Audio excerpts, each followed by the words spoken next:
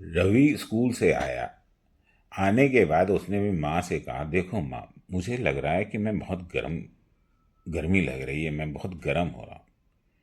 तो उसकी माँ ने उसके माथे को छू के देखा। बोला, हाँ, गर्म तो लग रहा है। तो क्या फिर कोई दवाई दे दो? उसने कहा, नहीं, ये थोड़ी ना पता चले कि तेरे को बुखार है कि नहीं। तो क्या, वो कैसे पता चलेगा? आपने चेक तो किया? चेक करने से बुखार नहीं? आपको गर्म लगा ना? तो मैं गर्म हूँ या नहीं? इसको नापा जाता है। तो उसने पूछा, किस चीज़ से नापते हैं? तो उन्होंने कहा, थर्मामीटर से। कि तब वो क्या होता है? तो थर्मामीटर किसी भी गर्म या ठंडे ऑब्जेक्ट की मैथमेटिकली रिप्रेजेंटेशन, मेजरमेंट को नापने का इंस्ट्रूमेंट होता है। ये हमको बताता है कि बॉडी में कितने डिग्री सेंटीग्रेड या फ़ारेनहाइट आपका टेम्परेचर है। तो थर्मामीटर कैसे बनता है? Thermometer is a device use for measuring the temperature. इसमें मोस्टली, अब हमने जाना था कि लिक्विड जो है वो एक्सपेंड करता है और कंट्रैक्ट करता है ठंडा होने पे। तो लिक्विड जो है वो यूज़ किया जाता है थर्मामीटर। थर्मामीटर में दो तरह के लिक्विड यूज़ किए जाते हैं, मरकरी और अल्कोहल। अब सवाल उठता है कि मरकरी और अल्कोहल क्यों? देखो, मरकरी यूज़ किया जाता है क्लिनिकल थर्मामीटर्स में और अल्कोहल यूज़ किया जाता है इंडस्ट्रियल थर्मामीटर्स में। अब ये दो अलग अलग क्या हैं? तो क्लिनिकल थर्मामीटर वो थर्मामीटर होते हैं जिससे हम बॉडी का टेम्परेचर नापते हैं। अब इसको बनाने के लिए आप ये देखो डायग्राम, इसमें एक बल्ब होता है। बल्ब के अंदर क्लिंक होता है। एक छोटा सा ऑब्स्टिकल बनाया जाता है और इसमें मरकरी यूज़ की जाती है। आउटर शेल को हम स्टेम्प कहते हैं और एक इनर शेल होता है, उसको कैपिलरी कहते हैं। ठीक। अब सवाल ये उठता है कि हम मरकरी क्यों यूज़ करते हैं, है ना? अल्कोहल ही क्यों नहीं यूज़ करते? देखो, इसके दो तीन कारण हैं। पहली चीज कि mercury is a good conductor of heat. दूसरा, सबसे इंपॉर्टेंट, वो सिल्वरी ग्रे कलर का होता है जो कि इजीली विजिबल होता है। तीसरा, वो कांच की कैपिलरी से चिपकता नहीं। तो जैसे ही हम उसको झटकते हैं वो तुरंत नीचे आ जाता है और पूरा आ जाता है ग्लास साफ हो। तो ये रीज़न है मरकरी यूज़ करने का क्लिनिकल थर्मामीटर्स में। अब सवाल उठता है कि जब मरकरी लिक्विड गर्म होके एक्सपेंड करता है तो वो हाइट पकड़ लेता है और हमको सही मेजरमेंट दे देता है। लेकिन जैसे ही हम मुंह से निकालेंगे तो टेम्परेचर गिरेगा और वो कॉन्ट्रैक्ट होके वापसी बल्ब में गिर जाएगा। तो एग्जैक्ट रीडिंग कैसे निकालें?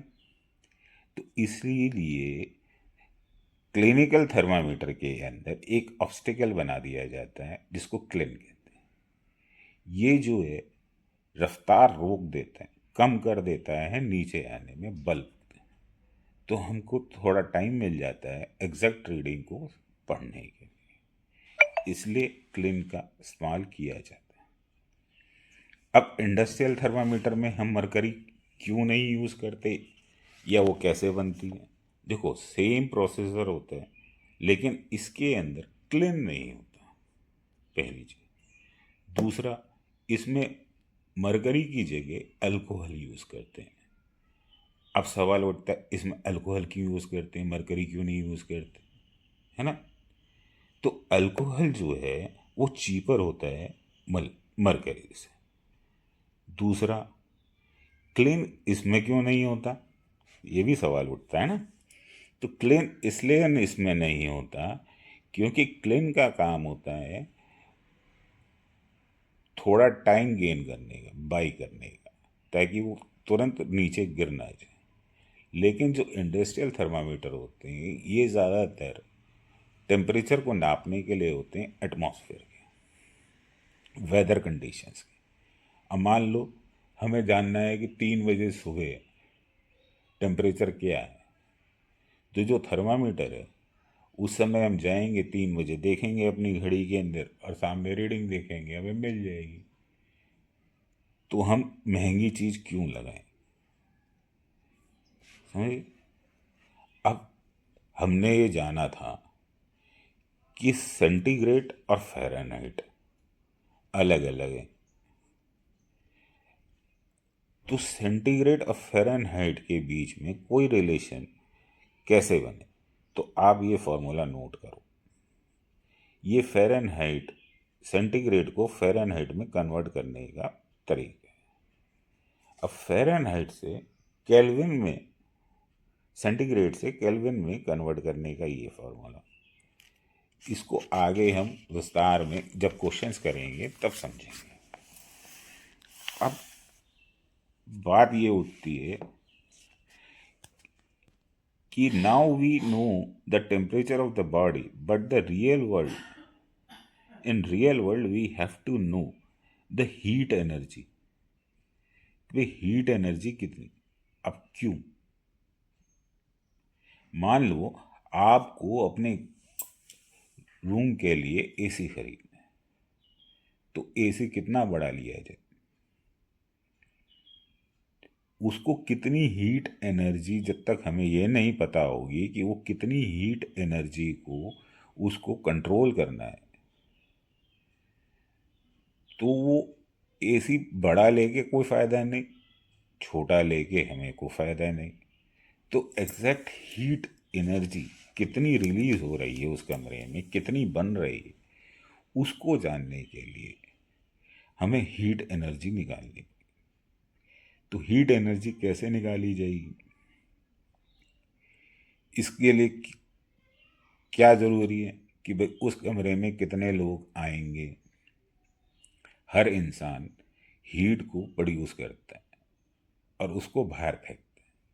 फर्नीचर वो भी हीट प्रोड्यूस सेंसिटिव होते हैं। इक्विपमेंट्स, आपके लैपटॉप चल रहा है, चला रखा है, टीवी चला रखा है, ये सब चला रखे हैं, तो ये भी हीट प्रोड्यूस कर रहे हैं। तो इनकी हीट को कंट्रोल करने के लिए हमें हीट जानना ज़रूरी, हीट एनर्जी कैलकुलेट करना ज़रूरी है। तो हीट कैलकुलेट करने के लिए फॉर्मूला है Q is equal to MC and change in the temperature. तो चेंज इन टेम्परेचर कहाँ से निकालेंगे, जब हम आए थे तो टेम्परेचर कितना डिग्री था, पता चल गया ना थर्मामीटर के थ्रू। और हम 1 घंटे बाद कितना हमारा टेम्परेचर है, तो उतनी हीट हमने चेंज हो गई। अब इसको Q इज इक्वल टू क्या है, हीट एनर्जी, M क्या है, मास ऑफ द बॉडी, और C है स्पेसिफिक हीट, और डेल्टा T है टेम्परेचर चेंज। अब स्पेसिफिक हीट क्या है, नया शब्द आ गया ना। तो स्पेसिफिक हीट होती है कि एनर्जी कितनी रिक्वायर्ड होगी 1 किलो मास का टेम्परेचर 1 डिग्री केल्विन बढ़ाने में कितनी एनर्जी कंज्यूम होगी। तो अभी हमने केल्विन और उसका देखा था ना रिलेशन। अब क्योंकि एनर्जी आ गई तो एनर्जी के लिए एक यूनिट भी चाहिए, तो उस यूनिट का नाम है, लिखा जाता है जूल, और दूसरा है केल्विन।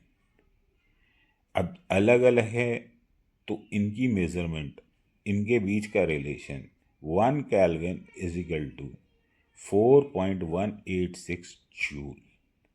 इनकी अलग अलग कैलकुलेशंस, फॉर्मूलेज जब आप न्यूमेरिकल्स करोगे तब सब यूज होंगे। अब नेक्स्ट में हम सीखेंगे कि कंडक्शन क्या होता है, कन्वेंशन क्या होता है, रेडिएशंस क्या होते हैं। ठीक है, तो इसको सीरीज को आप देखते रहना, अपने आप को लाइक करके सब्सक्राइब कर लो और अपने यार दोस्तों के साथ इसको शेयर करना। ठीक है, ओके बच्चों।